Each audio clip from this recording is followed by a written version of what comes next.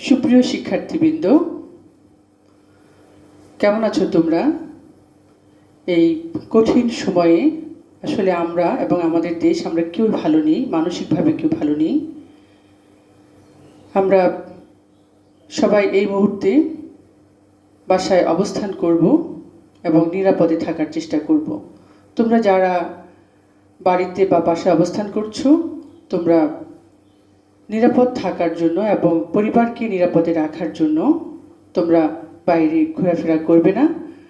খুব প্রয়োজনীয় কাজে যদি বাইরে যেতে হয়, বাইরে থেকে এসে হাত ধুবে, পরিষ্কার পরিচ্ছন্ন হওয়ার চেষ্টা করবে। অর্থাৎ তোমরা বেশিরভাগই বাসায় থাকার চেষ্টা করবে এবং নিরাপদে থাকবে। এবং বাসায় এসে তোমরা হাত সাবান দিয়ে বা স্যানিটাইজার দিয়ে ধুয়ে নিবে এবং অন্যকেও নিরাপদে রাখবে। এই করোনাকালীন সময়ে আমাদের ঠিক বন্ধ নয়, আমাদের দৈনন্দিন অনেক কাজ আমাদের করতে হচ্ছে। এর মধ্যে তোমাদের পড়াশোনার কিছুটা ব্যাঘাত ঘটলেও শিক্ষা মন্ত্রণালয়ের নির্দেশক্রমে আমরা চেষ্টা করছি তোমাদের এই ঘাটতি পূরণের জন্য। তোমরা যারা বাসায় অবস্থান করছো, তোমরা চেষ্টা করবে পড়াশোনাটা চালিয়ে নেওয়ার জন্য। এবং ইসলামের ইতিহাস এবং সংস্কৃতির দ্বিতীয় পত্রের আলোচনার ধারাবাহিকতায় আজকে আমি আলোচনা করছি আরবদের সিন্ধু বিজয়ের কারণ এবং ফলাফল। তোমরা জানো ভারতীয় উপমহাদেশ, ভারত উপমহাদেশ একটা বিশাল উপমহাদেশ। ইসলামের আবির্ভাবের আগে থেকে এই ভারত উপমহাদেশে আরব বণিকদের যাতায়াত ছিল এবং ব্যবসা বাণিজ্যের জন্য আরব বণিকগণ এখানে আসা যাওয়া করতেন এবং ব্যবসা বাণিজ্য করতেন। কিন্তু সেখানে তখনও ইসলাম প্রচার হয়নি। সপ্তম শতাব্দীতে ভারতে ইসলাম প্রচার হয় এবং এর আবির্ভাব ঘটে। খলিফা ওমরের সময় 636 এবং 37 খ্রিস্টাব্দের দিকে দ্বিতীয় খলিফা হজরত ওমরের সময় ভারতে অভিযানের অর্থাৎ ইসলামী সভ্যতা বা ইসলামের প্রচারের জন্য অভিযান করার জন্য পরিকল্পনা গ্রহণ করেছিলেন। কিন্তু হজরত ওমর রাদিয়াল্লাহু আনহু দূর অভিযান এবং যাতায়াতের দুঃখ দুর্দশার কথা চিন্তা করে তখন সেটা তিনি স্থগিত করে দিয়েছিলেন। পরবর্তীতে ধারাবাহিকভাবে অন্য খলিফাগণ বা পরবর্তী খলিফাগণ এ ব্যাপারে তেমন কোনো পরিকল্পনা গ্রহণ করেন নাই এবং সফলতাও ছিল না। অনেক পরে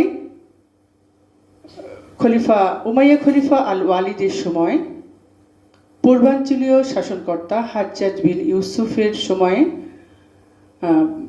আরবরা সিন্ধু অভিমুখে অভিযান করার জন্য পরিকল্পনা গ্রহণ করেন এবং সেই অভিযানের পেছনে আসলে অনেকগুলো কারণ ছিল। হাজ্জাজ বিন ইউসুফ তার নেতৃত্বে তরুণ সেনাপতি মুহাম্মদ বিন কাসিমকে প্রেরণ করলেন সিন্ধু অভিযানের জন্য।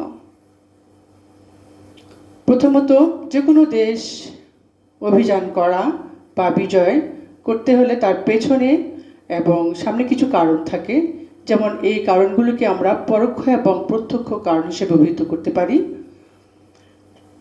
আরবদের এই সিন্ধু বিজয়ের পরোক্ষ কিছু কারণ ছিল, যেমন প্রথমত রাজা দাহির কর্তৃক বিদ্রোহীদের আশ্রয়দান। তখন সিন্ধুর রাজা ছিল রাজা দাহির। ইসলামী সম্প্রসারণের যুগ বলে তখন ইসলামী সাম্রাজ্য সিন্ধুর কাছাকাছি এসে পড়েছিল। সে সময় যে মুসলমান বা ইসলামী সাম্রাজ্যের যে বিদ্রোহীগণ, সেই বিদ্রোহীরা সীমান্ত অতিক্রম করে সিন্ধু দেশে এসে উপস্থিত হয় এবং আশ্রয় গ্রহণ করে। রাজা দাহির তাদেরকে আশ্রয় প্রদান করে। হাজ্জাজ বিন ইউসুফ এই বিদ্রোহীদেরকে প্রত্যর্পণ দাবি করেন, কিন্তু রাজা দাহির এই সকল বিদ্রোহীদেরকে ফেরত দিতে অপারগতা বা অক্ষমতা প্রকাশ করেন, যার ফলে মুসলমানগণ এবং হাজ্জাজ বিন ইউসুফ অত্যন্ত অসন্তুষ্ট হন এবং পরবর্তীতে সিন্ধু অভিমুখে যাত্রা করার জন্য পরিকল্পনা গ্রহণ করতে থাকেন। আরেকটি কারণ আছে মুসলমানদের বিরুদ্ধে পারস্যবাসীকে সাহায্য প্রদান। মুসলমানরা যখন পারস্য অভিমুখে যখন অভিযান প্রেরণ করেছিল তখন এই পারস্যবাসীকে সাহায্য প্রদান করেছিল সিন্ধু রাজা দাহির, এবং সেই কারণেই মুসলমানরা ক্ষিপ্ত হয়, অসন্তুষ্ট হয় এবং এর সমুচিত শিক্ষা দেওয়ার জন্য সিন্ধু অভিযানে করার পরিকল্পনা গ্রহণ করে। এছাড়া আরেকটা কারণ আছে উমাইয়া সম্প্রসারণবাদ। তোমরা সবাই জানো যে উমাইয়া খিলাফতে খলিফা আল ওয়ালিদের সময় ছিল ইসলামী সাম্রাজ্য সম্প্রসারণের যুগ, এবং সেই ইসলামী রাজ্য সম্প্রসারণের মূলমন্ত্রে উদ্দীপ্ত হয়ে মুসলমানগণ তারা সিন্ধুতে অর্থাৎ ভারতেও তারা অভিযান করার জন্য উৎসাহ দেখায় এবং সেই সম্প্রসারণবাদের কারণে তারা সিন্ধু অভিযানে পরিকল্পনা গ্রহণ করে। সীমান্তে সামরিক হস্তক্ষেপের আশঙ্কা। যেহেতু ইসলামী সাম্রাজ্য বিস্তৃতি লাভ করে সিন্ধুর কাছাকাছি এসে পৌঁছে যায়, তখন সীমান্ত অঞ্চলগুলো অরক্ষিত হয়ে পড়ে এবং অনিরাপদ হয়ে পড়ে। মুসলমানগণ বা ইসলামী সাম্রাজ্যের নিরাপত্তা বিধানের জন্য তখন সামরিক হস্তক্ষেপে তারা আশঙ্কা করে এবং সেই সামরিক হস্তক্ষেপ যাতে করতে না পারে সেজন্য তারা চিন্তা করে যে যদি সিন্ধু অধিকৃত হয় তাহলে তাদের সাম্রাজ্যটা নিরাপদ হবে, এবং সে কারণেই সীমান্তে সামরিক হস্তক্ষেপের আশঙ্কায় তারা এই সিন্ধু অভিযান করতে পরিকল্পনা গ্রহণ করে। এরপর আরেকটা কারণ রয়েছে অর্থনৈতিক তথা সামুদ্রিক বাণিজ্যের নিরাপত্তা। মুসলমান বণিকরা অর্থাৎ আরব বণিকরা ব্যবসা বাণিজ্যের জন্য পারস্য সাগর এবং আরব সাগরের মধ্য দিয়ে ভারত সহ অন্যান্য অঞ্চলে তারা বাণিজ্য করতে যেত, এবং সেই সমুদ্র বন্দরগুলো ছিল অরক্ষিত। প্রায় জলদস্যুদের আক্রমণে তারা সর্বশান্ত হয়ে যেত, এবং সেই কারণেই আরব বণিকদের নিরাপত্তা বিধান এবং তাদের সামুদ্রিক ব্যবসা বাণিজ্যকে সুগম করার জন্য আরবরা এই সিন্ধু অভিযানের পরিকল্পনা গ্রহণ করে। এই সমস্ত কারণগুলো আসলে পরোক্ষ কারণ, দীর্ঘদিনের পঞ্জীভূত বিভিন্ন সমস্যাগুলো একসাথে হয়ে তারা পরিকল্পনা গ্রহণ করেছিল। তবে সরাসরি যে কারণটা ছিল, যা আমরা প্রত্যক্ষ কারণ বলে অভিহিত করে থাকি, প্রত্যক্ষ কারণের মধ্যে ছিল জলদস্যু কর্তৃক জাহাজ লুণ্ঠন। অর্থাৎ সিন্ধুর রাজা দাহিরের সময়ে তখন আরব বণিকগণ বিভিন্ন জায়গায় ব্যবসা বাণিজ্য করতে যেত, এবং কিছু পরলোকগত আরব বণিকদের স্ত্রী পরিজন সহ মূল্যবান উপঢৌকন দিয়ে 8টি জাহাজে ভরে সিংহল রাজা তখন তাদেরকে আরব দেশে পাঠানোর ব্যবস্থা করেছিলেন। কিন্তু পথিমধ্যে দেবল বন্দরের কাছাকাছি এসে পৌঁছলে জলদস্যু কর্তৃক এই জাহাজগুলো লুণ্ঠিত হয়। জলদস্যুরা শুধুমাত্র উপঢৌকন এবং সম্পদগুলো লুণ্ঠন করে না, তারা পরলোকগত আরব বণিকদের যে স্ত্রী পুত্র কন্যা আত্মীয় পরিজন ছিল তাদেরকেও বন্দী করে রাখে। এতে প্রচণ্ড ক্ষোভের শিকার হয়, মুসলমানদের ক্ষোভের শিকার হয় সেই সময়ে রাজা দাহির এবং জলদস্যুরা। হাজ্জাজ বিন ইউসুফ রাজা দাহিরের কাছে এ ব্যাপারে সমুচিত শাস্তি দাবি করেন এবং ক্ষতিপূরণ দাবি করেন, কিন্তু রাজা দাহির এই সমস্ত জলদস্যুদের প্রতি শাস্তি দেওয়া এবং বিচার করার ব্যাপারে তিনি অপারগতা প্রকাশ করেন। তার অপারগতা এবং অক্ষমতা প্রকাশ্যে হাজ্জাজ বিন ইউসুফ এবং মুসলমানরা অত্যন্ত ক্ষিপ্ত হন এবং সিন্ধু অভিযানের দিকে অগ্রসর হন।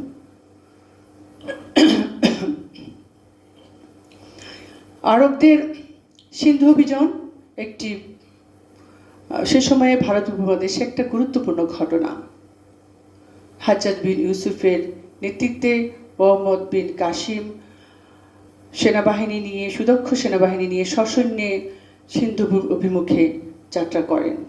পথিমধ্যে তার সাথে যুক্ত হন রাজা দাহিরের অত্যাচারে অতিষ্ঠিত অর্থাৎ অতিষ্ঠ যে সকল জাট এবং মেট জাত ছিল বা অধিবাসী ছিল, আরও কিছু নিম্নবর্ণের হিন্দুরা ছিল, ক্ষুদ্র ক্ষুদ্র রাজাদের অত্যাচারে যারা অতিষ্ঠিত ছিল, তারাও এসে মোহাম্মদ বিন কাসিমের সাথে এসে যোগ দেয় তার সেনাবাহিনীতে।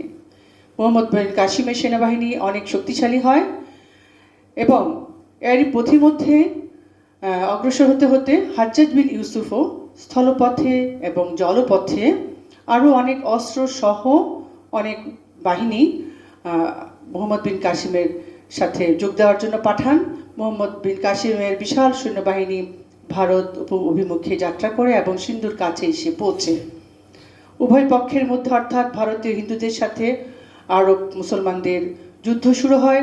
সেই যুদ্ধে মুসলমানরা জয়লাভ করে এবং হিন্দুদের পরাজয় ঘটে। এতে রাজা দাহির অত্যন্ত বিচলিত হয়ে পড়েন এবং তার রাজধানীতে প্রবেশের সকল পথ বন্ধ করে দেন, এমনকি জলপথ। মোহাম্মদ বিন কাসিম বাধাপ্রাপ্ত হয়ে তার বাহিনী দিয়ে নৌকার মাধ্যমে সেতু তৈরি করেন এবং সেই নৌকার মাধ্যমে তৈরি সেতু অতিক্রম করে তারা রাজধানীতে উপস্থিত হন। রাজধানী অরোর অধিকৃত হল। রাজা দাহির পরাজিত হলেন এবং নিহত হলেন। এভাবেই মোহাম্মদ বিন কাসিম, তরুণ সেনাপতি, তিনি একে একে সিন্ধু এবং মুলতান এবং ভারতের অনেক অঞ্চল তিনি জয় করতে থাকেন। কিন্তু তার অগ্রযাত্রা যখন সামনের দিকে ছিল, তখন হঠাৎ করে তাকে কেন্দ্র থেকে অর্থাৎ রাজধানী থেকে তাকে তলব করা হয়। তিনি প্রত্যর্পণ করেন। তিনি সেই সিন্ধু এবং ভারতের অন্যান্য অঞ্চলে তিনি সুশাসন প্রতিষ্ঠা করেছিলেন, ন্যায় বিচার প্রতিষ্ঠা করছিলেন। হঠাৎ তাকে ডেকে নেওয়া সেই সময়কার মুসলিম অগ্রযাত্রা ব্যাহত হওয়ায় স্তম্ভিত হয়ে পড়ে অনেকেই। তো মোহাম্মদ বিন কাসিম রাজধানীতে গমন করার কিছুদিনের মধ্যে তার মৃত্যু হয় এবং তার মৃত্যুটাও ছিল অনেকের কাছে অনেক রকমের ঘটনা এই ব্যাপারে রয়েছে। তো যাই হোক, মোহাম্মদ বিন কাসিমের এই সিন্ধু বিজয় এবং অকস্মাৎ তাকে ফিরিয়ে নেওয়া, তার মৃত্যু, যাই হোক না কেন, আরবদের সিন্ধু বিজয় ছিল একটা গুরুত্বপূর্ণ ঘটনা। যদিও বা এই ঘটনাকে ঐতিহাসিকগণ একটা নিষ্ফল বিজয় বলে অভিহিত করেছেন, কারণ সেখানে অর্থাৎ সিন্ধু তথা ভারতে ইসলামী যে শাসন, মুসলমানদের শাসন প্রতিষ্ঠা শক্তিশালী করার আগেই মোহাম্মদ বিন কাসিমকে প্রত্যাবর্তন করতে হয়। কিন্তু ঐতিহাসিকদের এই যে মন্তব্য আসলে সর্বাগ্রে সঠিক নয়। এর অনেকগুলো ফলাফল ছিল। কিন্তু যদিও বা রাজনৈতিক ক্ষেত্রে আমরা দেখব যে কিছু ফলাফল আমরা দেখি।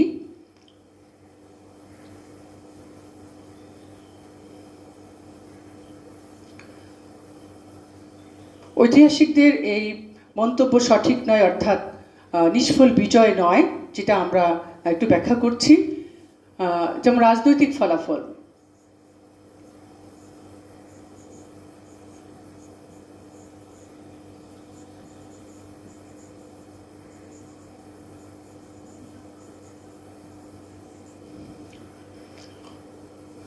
রাজনৈতিক ক্ষেত্রে যদিও বা সেখানে ক্ষমতা প্রতিষ্ঠিত হয়নি, কিন্তু এটা মোটেও নিষ্ফল ছিল না। কারণ পরবর্তীতে এখানে আরও প্রায় 300 বছর 400 বছর পরেও সেখানে যে ইসলামী শাসন প্রতিষ্ঠিত হয় বা ইসলামী সাম্রাজ্য, স্থায়ী সাম্রাজ্য প্রতিষ্ঠিত হয়, এটা কিন্তু এরই ধারাবাহিকতার একটা ফল। সুতরাং মোটেও এটা নিষ্ফল বিজয় নয়। এই পথ ধরে অর্থাৎ মোহাম্মদ বিন কাসিমের পথ ধরে পরবর্তীতে সুলতান মাহমুদ, ঘুরি, মোহাম্মদ বিন ঘুরি, আরও অন্যান্য যারা আছেন তারা কিন্তু এই পথ ধরেই এই ভারতে প্রবেশ করেছেন। এরপরে আরও একটা ফলাফল আমরা দেখতে পাই, যার কারণে ঐতিহাসিকদের মন্তব্য মোটেও সঠিক নয় বলে আমরা দাবি করব। অর্থনৈতিক এবং সামাজিক ফলাফল।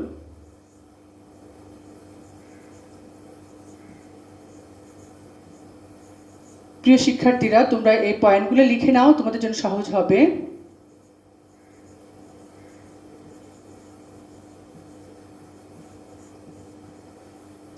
অর্থনৈতিক এবং সামাজিক ফলাফল। অর্থনৈতিক এবং সামাজিক ক্ষেত্রেও কিন্তু এটা সুদূর প্রসারী ফলাফল রেখে গিয়েছিল। আরবদের সিন্ধু বিজয়ের পরেই সমুদ্র বন্দরগুলি সুরক্ষিত হয়, সেখানে সামুদ্রিক বাণিজ্যের পথ সুগম হয়, আরব বণিকরা নির্বিঘ্নে সেখানে অর্থাৎ ভারতে এসে বাণিজ্য করতে থাকে। সুতরাং অর্থনৈতিক ক্ষেত্রে কিন্তু এর ফলাফল ছিল সুদূর প্রসারী, যার পরিপ্রেক্ষিতে পরবর্তীতে আর এখানে কোনো বাধা প্রাপ্ত হতে হয়নি। এরপরে সামাজিক ফলাফল। মোহাম্মদ বিন কাসিমের সিন্ধু বিজয়ের সামাজিক ফলাফল ছিল সুদূর প্রসারী, অনেক গুরুত্বপূর্ণ বটে। কারণ সে সময় আরব বণিকরা যে ভারতে এসে উপস্থিত হয়েছিল, তাদের মধ্য থেকে অনেক বণিকরা স্থায়ীভাবে বসবাস শুরু করে এবং ভারতীয়দের সাথে আরব বণিকদের সামাজিক মেলামেশা হয় এবং বৈবাহিক সম্পর্ক স্থাপিত হয়, যার ফলশ্রুতিতে পরবর্তীতে এখানে অন্য একটা জাতি সংমিশ্রণ ঘটে এবং নতুন জাতির সৃষ্টি হয়, যেটা সেমেটিক জাতি আমরা বলি, মিশ্রিত জাতি। সুতরাং অর্থনৈতিক ও সামাজিক ক্ষেত্রে এর ফলাফল ছিল অত্যন্ত গুরুত্বপূর্ণ। এর পরবর্তীতে আমরা দেখতে পাই আরেকটা ফলাফল, যে ধর্মীয় ফলাফল।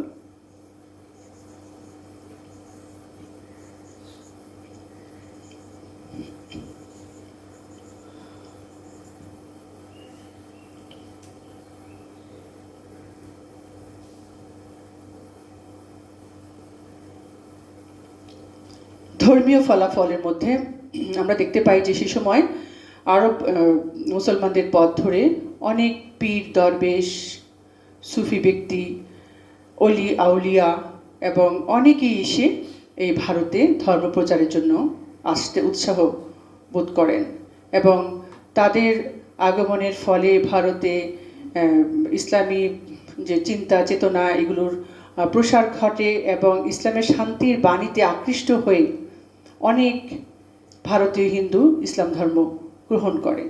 সুতরাং ধর্মীয় ফলাফলও সুদূর প্রসারী। সুফি দরবেশদের আগমনের কারণেই কিন্তু ভারতে সুফি মতবাদের একটা যে প্রকাশের একটা পথও সুগম হয়। সুতরাং আমরা দেখি যে সুফি দরবেশ, অলি আউলিয়ারা এখানে এসে পরবর্তীতে স্থায়ীভাবে বসতি স্থাপন করেন এবং থেকে যান। তারা ধর্ম প্রচারও করতে থাকেন খুব সহজভাবে এবং নিরাপদে। এবং আরেকটি ফলাফল আমরা দেখব খুবই গুরুত্বপূর্ণ, যেটা হলো সাংস্কৃতিক ফলাফল।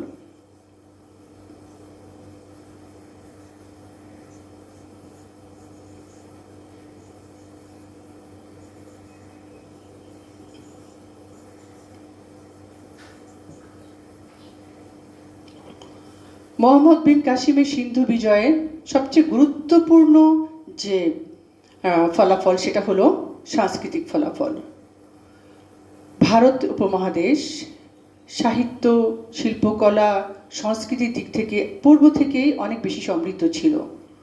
মুসলমানরা সিন্ধু বিজয়ের মধ্য দিয়ে যখন ভারতে আগমন করে, তখন ভারতের বিভিন্ন শিল্পকলা, সাহিত্য, সংস্কৃতির সাথে পরিচিত হয় এবং সেগুলো তারা পরবর্তীতে সাহিত্যের অনেক কিছুই তারা আরবে নিয়ে যায়।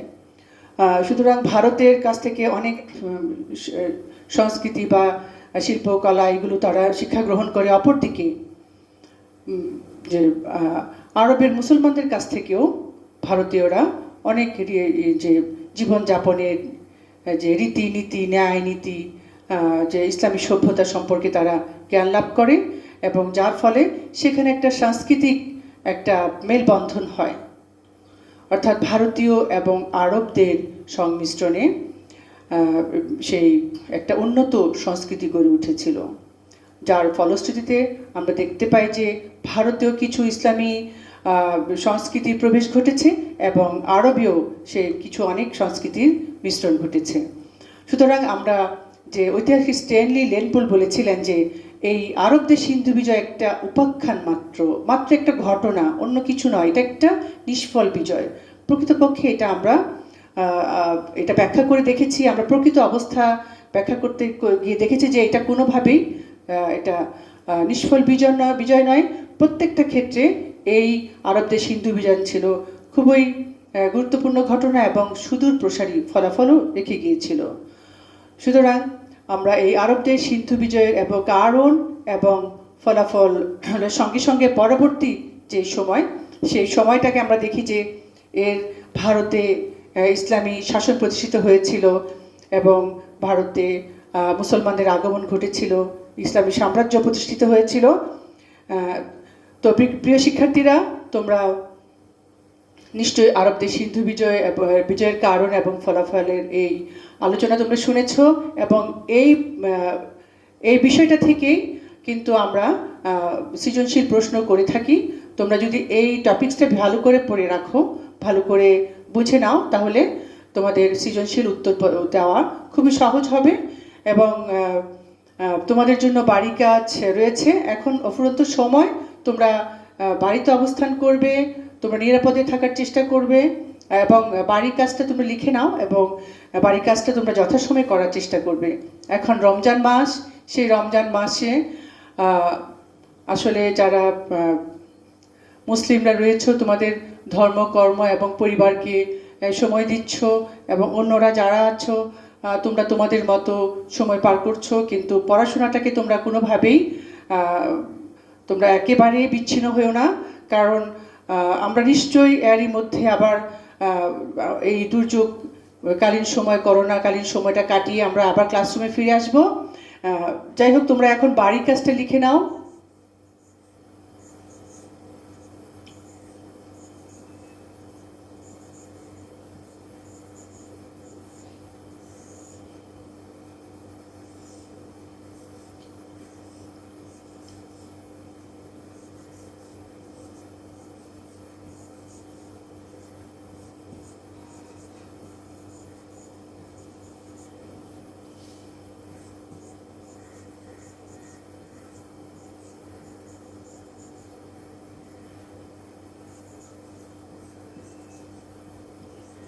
আরব দেশ সিন্ধু বিজয়ের কারণ ও ফলাফল আলোচনা করো।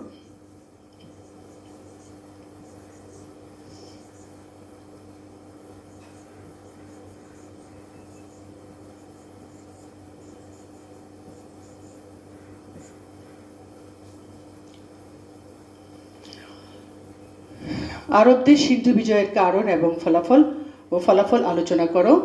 আজকে এই পর্যন্তই। তোমরা যদি পড়তে থাকো, তোমাদের যে কোনো সমস্যা হলে নিশ্চয়ই আমরা আবারও যখন ক্লাসরুমে দেখা হবে আমরা বাকি সমস্যাগুলো সমাধানের চেষ্টা করব। তোমরা নিরাপদে থেকো এবং বাইরে গেলে সেখান থেকে বাইরে থেকে ফিরে এসে তোমরা হাত ধুবে, পরিষ্কার পরিচ্ছন্ন থাকার চেষ্টা করবে। সবচেয়ে বড় বিষয় হলো যে নিরাপদে থাকা, বাসায় থাকা, অর্থাৎ বাসায় অবস্থান করা। আমরা আমাদের দেশটাকে অনেক ভালোবাসি এবং অল্প দিনের মধ্যেই যাতে আমাদের দেশ থেকে করোনা বিদায় নেয় এবং সেটার অপেক্ষায় রইলাম। তোমাদের সাথে আবার দেখা হবে। অনেক অনেক শুভকামনা তোমাদের জন্য। ধন্যবাদ।